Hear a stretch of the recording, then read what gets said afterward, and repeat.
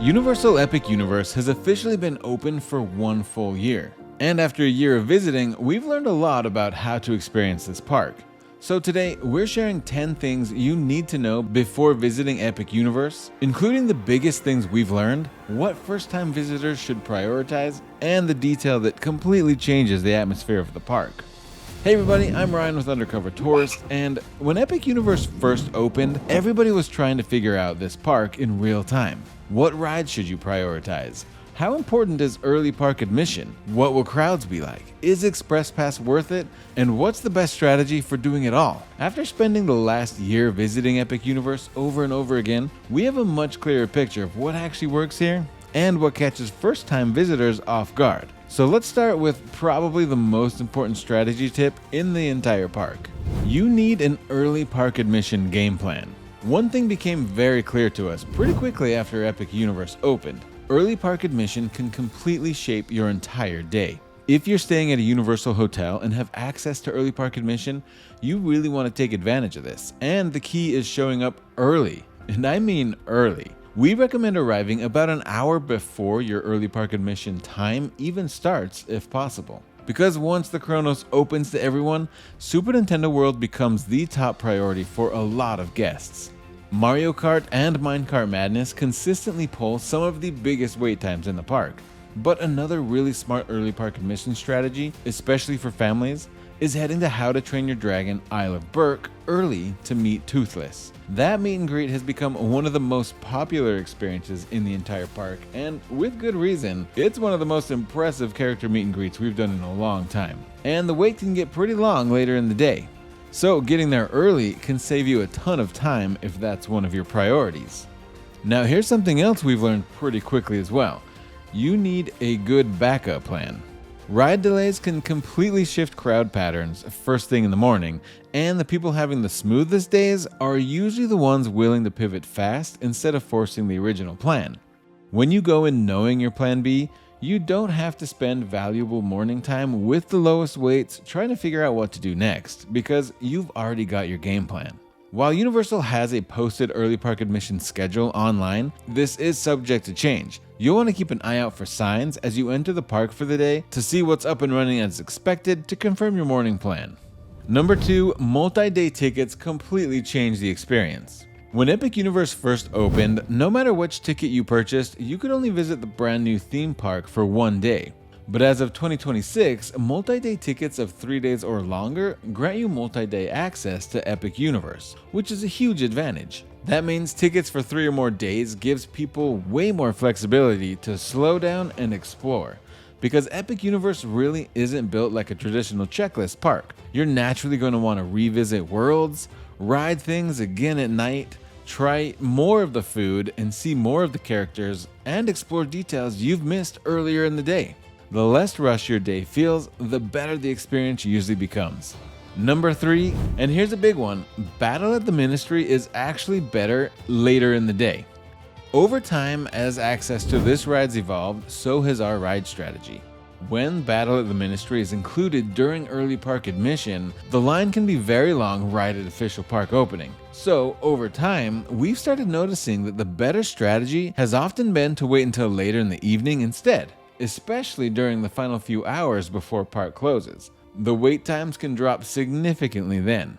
Although it is important to note that on busy days, you're going to want to keep a close eye on the attraction because the line can close early due to capacity.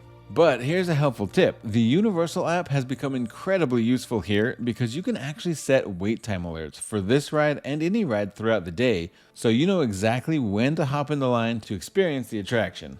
Number 4, weekend crowd patterns surprised everyone. Okay, this one really caught us off guard, because normally the advice for theme parks is avoid weekends. But Epic Universe crowd patterns ended up being way less predictable than people expected. In fact, we consistently saw some weekends posting lower wait times than weekdays. And you're probably thinking, how does that even happen? Part of it could be ticket pricing, hotel pricing, convention traffic, and guests intentionally avoiding weekends because they assume the weekends would be more crowded.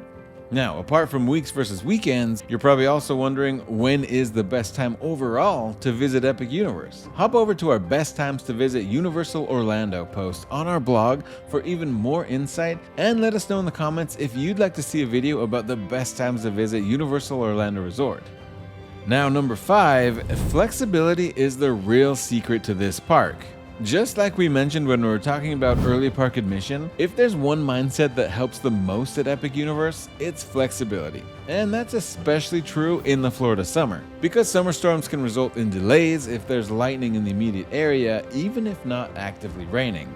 This is where having that game plan really pays off again. And this becomes the perfect time to ride indoor attractions, watch a show, grab food, shop, or even explore a different portal. And Epic Universe actually gives you a lot of indoor options to escape the Florida heat or rain, including Battle at the Ministry, Monsters Unchained, Mario Kart, Le Cirque Arcanu, and the Entrainable Dragon, just to name a few. Number 6, Express Pass can completely change your day. We've been in the theme park game for a long time, so it's no secret that Express Pass can be invaluable at Universal Orlando Resort. But after a full year of watching Epic Universe and seeing 2 of the biggest rides added to the service, we're even bigger fans of using Express Pass at Epic Universe. If your goal is maximizing rides in one single day, Express can make a huge difference. If you're unfamiliar with it, Universal Express Pass gives you access to a shorter express queue on participating attractions, which means spending less time waiting in line and more time actually enjoying the park. That slower pace becomes a huge advantage at Epic Universe. Because instead of constantly running from ride to ride or checking wait times all day, Express gives you a lot more flexibility to soak in the worlds, explore the details, grab food, and just enjoy the atmosphere, especially now that both Battle at the Ministry and Minecart Madness are included with the Express Pass. Dragon Racers Rally is really the only major attraction without it. Now, if you're visiting multiple days and using early park admission strategically, you can absolutely still have a great trip without Express. But for shorter visits especially, it can completely change the pace of your entire day. Number 7, the Florida heat is a bigger factor than people expect. And this one sounds pretty obvious until you actually spend a full day here. Epic Universe is big. The walking adds up fast, and during the summer, the heat can really catch up to people. The visitors having the best days here are usually the ones who come prepared with things like reusable water bottles, fans, cooling towels, plenty of sunscreen, and taking midday breaks. Thankfully, Epic Universe has some really solid ways to cool off throughout the day. Also, there's water refill stations throughout the entire park, indoor dining locations with huge seating areas, misting zones, and several major indoor attractions that we mentioned earlier, or alternatively, water-centric attractions like Fire Drill or even Astronomica. So our tip is to definitely take advantage of any opportunity you get to cool down. Number 8, the characters and interactive experiences are a huge part of the park. And this part was a bit unexpected, with just how much the characters and interactive elements would become part of the identity of Epic Universe. This park feels incredibly immersive, and some of the best moments here aren't even on the rides. The roaming characters, for example in Dark Universe, or Isle of Berk, or even the Wizarding World feel completely different every time. The power-up bands in Super Nintendo World make the area feel like a real-life video game, because you can interact with so many different elements, collect coins, and play the games. And spellcasting in the Wizarding World adds another layer of interaction, especially if your wand is connected to the Universal app and you're completing missions and quests. Once you slow down and really engage with these experiences, the park starts feeling even more immersive. Number 9, Epic Universe absolutely delivered on the food. And after a full year, it's become a huge part of why people love spending time in this park. Because every world has dining that feels themed, immersive, and completely unique to that area. Pizza Moon has become a huge fan favorite in Celestial Park. Das Steakhouse in Dark Universe feels incredibly atmospheric. Mead Hall in the Isle of Berk is one of the coolest quick service locations. And the Wizarding World has some amazing French-inspired options at the cafe and more. And let's not forget about Toadstool Cafe in Super Nintendo World. This is still one of the most fun dining experiences you could have.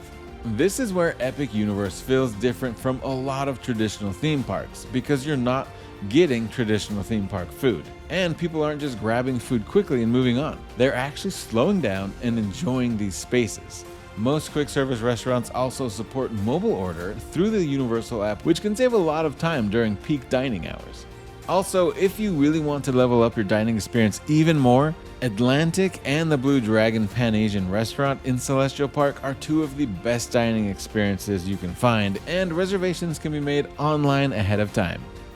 And number 10, this might be the most important experience tip in this entire video. Epic Universe completely transforms at night.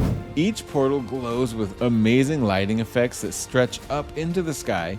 The lights in Celestial Park sync with the fountains and music throughout the area. Frankenstein Manor in Dark Universe is crackling with lightning while fog pours out from the village well. Stardust Racers suddenly looks like comets racing through the night sky, and the Wizarding World takes on a completely different atmosphere once all the lights come on around Paris and the circus tents. Every world feels completely different at night, and this is where Epic Universe really comes alive. So, after one full year, I think this is the clearest takeaway of all. Epic Universe raised the bar in terms of what guests expect from the theme park experience, not just in terms of rides, but immersion, atmosphere, world design, food, and how you experience a theme park day. Epic Universe truly is a must-see theme park, and judging by the industry awards it's already won, we aren't the only ones who think so. Happy anniversary, Epic Universe. We can't wait to see what's next. Now we want to hear from you.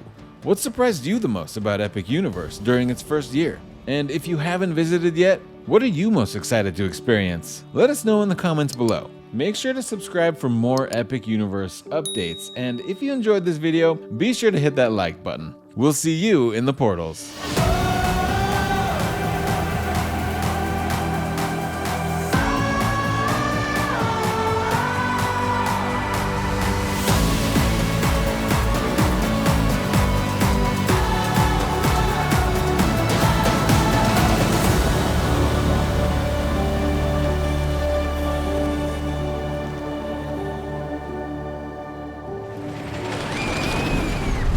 Get the exact same theme park tickets for less, no catch, at Undercover Tourist.